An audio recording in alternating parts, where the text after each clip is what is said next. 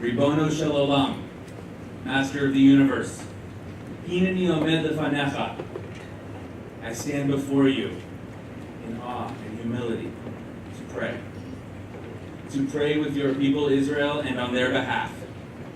Who is fit for such a task? These words began our service tonight. For hundreds of years, rabbis and cantors have asked this very question at the beginning of this service on this holiest night of the year. Rabbi Glickman and I stood there tonight offering these words from Hineni, words that remind us of our own inadequacies, words that ask the heavy question, who is truly fit to stand before God in the guiding of our prayers on this sacred occasion? Every year at Kol Nidre, I ask this same question. Who is really worthy? I finally have the answer. I believe it's all of us. I believe that each one of us has the potential to be worthy enough, fit enough to have stood right there in front of this room, in front of God.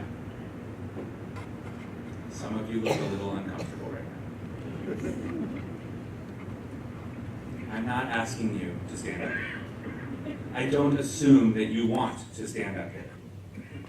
But I want you to know that I believe that you could. I believe that there is actually only one requirement to make us prepared enough, humble enough, fit enough to stand before God. All we have to do is one thing. Change. Just change. Friends, whether we like it or not, things are constantly changing. Our world is constantly changing. Our country is constantly changing. We are constantly changing. Individual and communal transformation is part of being human and part of being Jewish. And this 24 hours, Yom Kippur, is 100% all about change. When we atone for our wrongdoings, we hope that we will be transformed into a more pure version of ourselves. When we fast, we change ourselves physically and spiritually.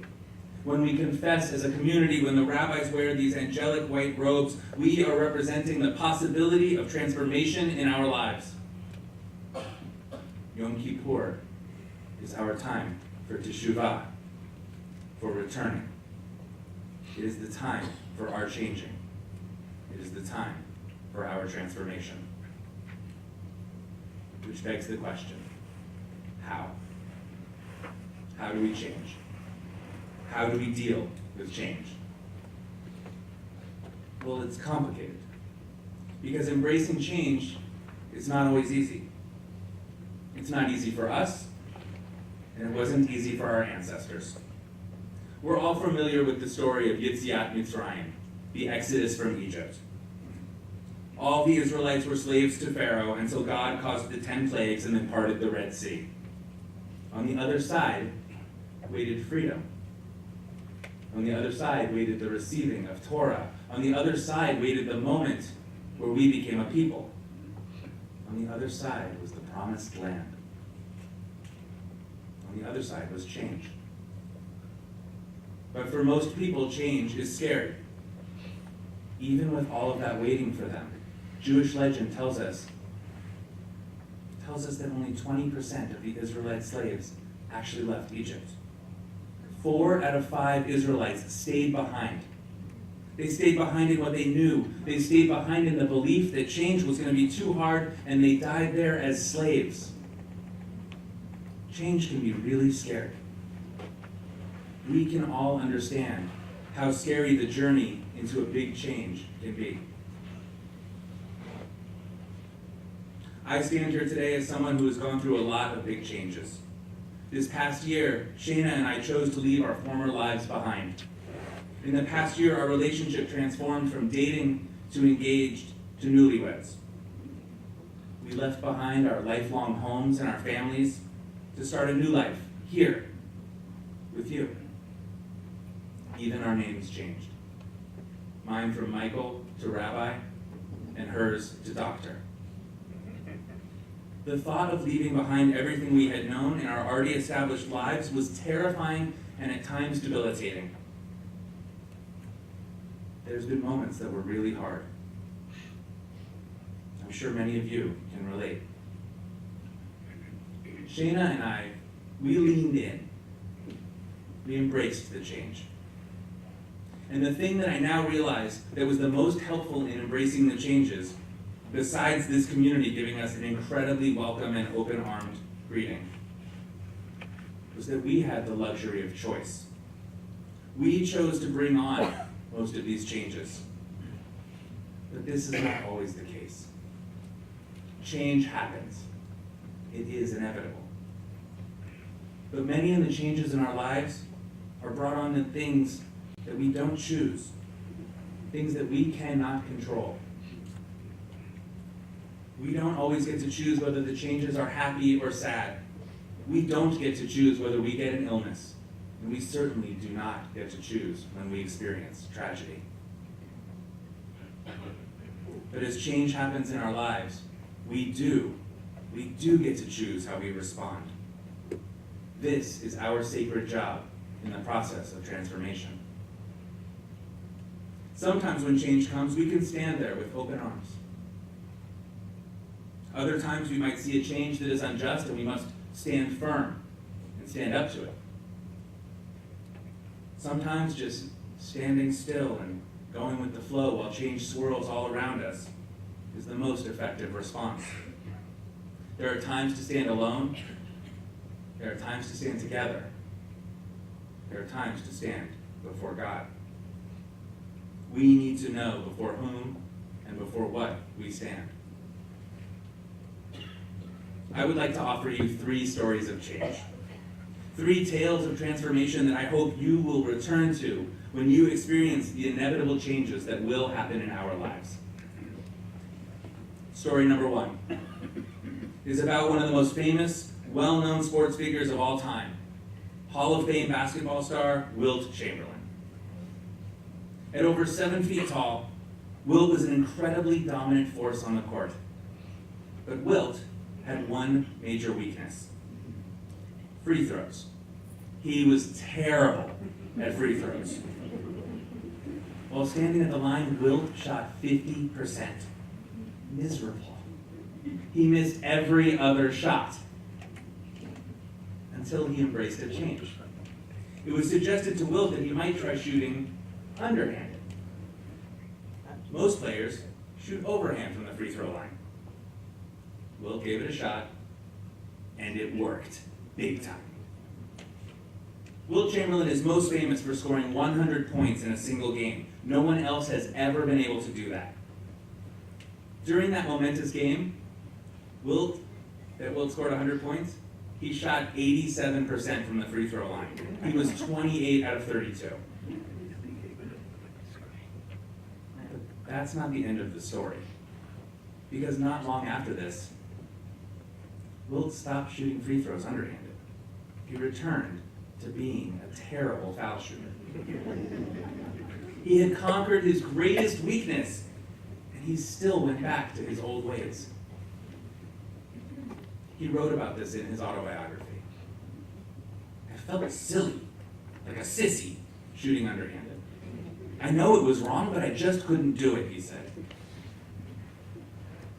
Wilt's ego got in the way of his own potential and of his team's chances of winning. In our lives, we are often confronted with opportunities for change. Sometimes the change is so obvious and so doable, and still, we manage to get in our own way. What changes have we undone because we just believed we couldn't do it? What shots have we missed because our ego got in the way? The Talmud offers us our second story about transformation. This is the tale of Rabbi Shimon Bar Yochai and his son, who sought refuge from Roman persecution by hiding inside a cave. They hid in this cave for 12 years, sustained only by water, a carob tree, and the study of Torah. After 12 years in isolation, they learned that it was safe to come out. They exit the cave, and they stand there, looking around. They see people planting and plowing their fields, and they judge these people harshly. They judge them for engaging in worldly and material endeavors, not spiritual ones. The Talmud tells us that anything they looked at became immediately consumed by fire. Imagine them, standing there, totally enraged with what they see, wanting things to change immediately, with so much discomfort and anger within them that in like comic book style, laser beams begin shooting out of their eyes, causing fiery destruction everywhere. Just then, a bat kol is heard, a heavenly voice. Do you wish to destroy my world? Go back to your cave. They listen. 12 more months pass, and they emerge from the cave transformed, filled with compassion for the people they saw doing their daily work. And the Talmud goes on to tell us that from then on, wherever they stood, they brought blessing to the world. During their 12 years of isolation, Rabbi Shimon Bar Yochai and his son experienced no changes, and it made them harsh. When they first saw people working in the fields, they were intolerant until that divine voice came and told them to go back into the cave, to go deeper into that place of contemplation. The voice was telling them that there was a different way, a way of compassion. And then, just after 12 short months, they were ready to be transformed. How often in our own lives do we demand that change happen overnight? How often do we judge others and think that we already have all of the answers? Story number 3. Just a few weeks ago, in this sanctuary, I experienced an incredibly transformative moment. And the great sages, the wise teachers that brought this change to life, was a group of 4-year-olds from the Temple Emanu-El preschool. I was leading a field trip for the 6 Pointed Stars program, which offers Jewish enrichment for our preschool Jewish kids. Our group went on the long journey from the building next door. We went through the treacherous peril of the Temple Emanu-El parking lot. We marched through the temple offices where we brightened the day of our hardworking office staff by saying hello. And we finally arrived at our destination, this sanctuary. "Oh, look, a piano!" one of them exclaimed. Another said with big-eyed wonder, kind of confused, "Rabbi Michael, what is this house?" How insightful to realize that we are in a house. Our sanctuary is a house of prayer. It's our home for shelter when life brings us storms. House of God. Here in this house, I was teaching the children about being respectful, about not climbing up or jumping off of the bima. And I was about to teach them about standing when the Torah stands, about standing when the ark doors are open. And just then, a heavenly voice appeared in the form of 4-year-olds. What is behind those doors? It's fire! I don't want to open them, it's scary. I tried reassuring them that what was behind the doors was not scary, but rather special. I tried to reassure them that the fire wasn't real. I even made the lights go on and off on the door. I convinced them to come up to the ark, reassuring them that it was important and safe. I slowly opened the doors when a voice in a changed tone, unafraid, confidently said, "It's Torah." I stood there. I saw that their scared eyes had transformed into eyes of curiosity, that fear had changed into open-heartedness. They stood there, mesmerized. Instinctively, one of them reached out her hand and kissed the Torah. One by one, Each of them gave her Torahs a sweet kiss. And I just stood there. These vibrant small humans had fully embraced change. I watched them go from being in a scary house to being filled with faith. They became willing to look behind the curtain into the holiest of holy places and not only see what was there, but they embraced it.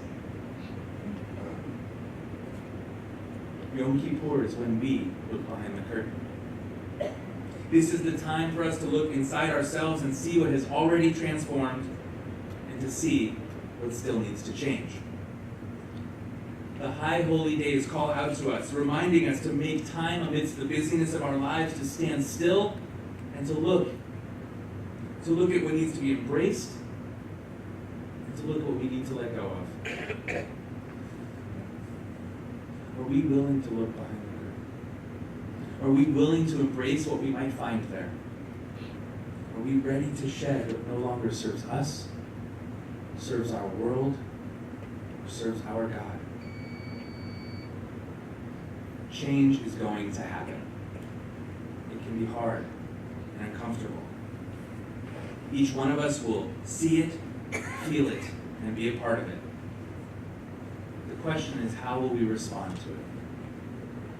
Will our changes make us fit to stand before God? I pray that this Yom Kippur we become willing to embrace change as a community and as individuals and bring meaningful transformation to all that surrounds us. I pray that this Yom Kippur that we can get out of our own way and hold tight to the changes in our lives that have been successful and shoot our best shots. I pray that this Yom Kippur, instead of setting the world ablaze with judgment and fear, that we find compassion and patience both inside and outside of our caves. I pray that this Yom Kippur we learn from unexpected places and unexpected people and become willing to embrace what we find. I pray that this Yom Kippur finds each and every one of us fit to stand right there before God. Gemara Chatzimah Tova. May you all be written and sealed for a good year.